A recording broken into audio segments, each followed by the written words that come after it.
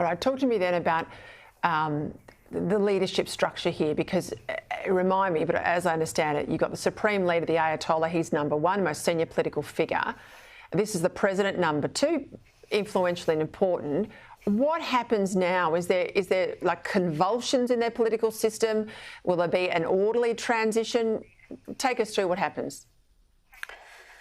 Well, this will be a huge shock because President Raisi was the half-anointed successor for the 85-year-old current Supreme Leader, Ayatollah Khomeini.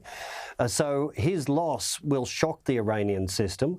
What happens now is the senior vice president will step up temporarily as acting president, and they'll hold a rigged election within 50 days.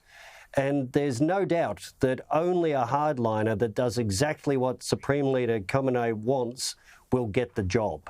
So I think the Supreme Leader really let the cat out of the bag before he even knew the President and Foreign Minister were dead when he said there'll be no interruption to how Iran is governed because he's the autocrat.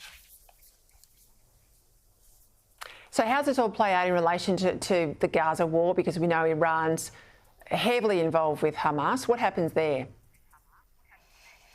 Well, personal relationships between Hamas and Hezbollah and the Iranian regime really matter, and President Raisi had those relationships. Hamas has expressed great concern when they heard about the crash.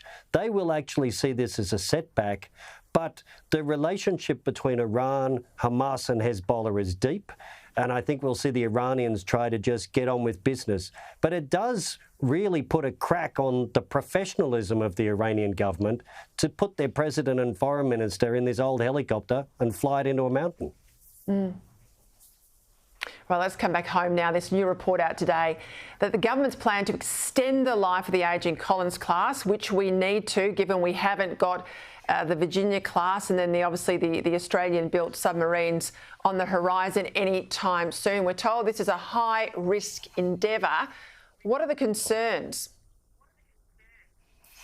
Well, the big issues are crewing, but also when you're trying to upgrade these Collins-class submarines, their hulls are in pretty good shape because they haven't done a lot of diving, but you've got to scoop out everything inside them, the sonars, the combat system, the electronics, the propulsion system, put a new submarine inside the old shell.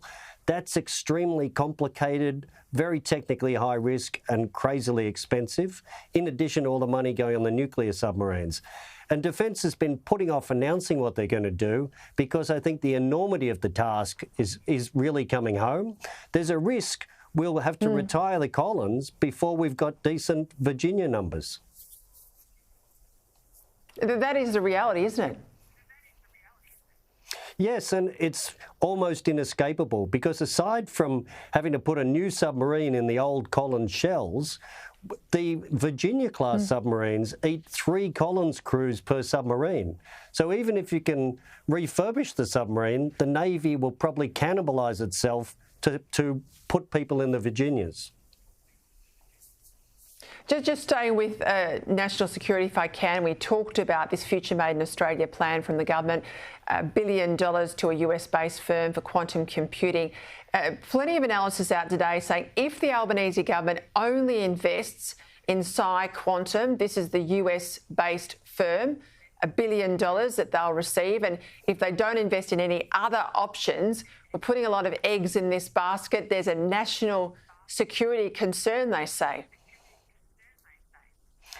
Well, the problem here is that the Albanese government is pretending it's Warren Buffett or the world's most successful venture capitalist investor. So they've made an all-in bet on one quantum company. They've made another bet on a Sydney program with Michelle Simmons.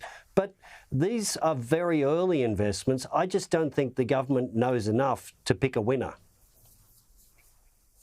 Yeah, well, I think we agree with that. Michael Shoebridge, thank you as always.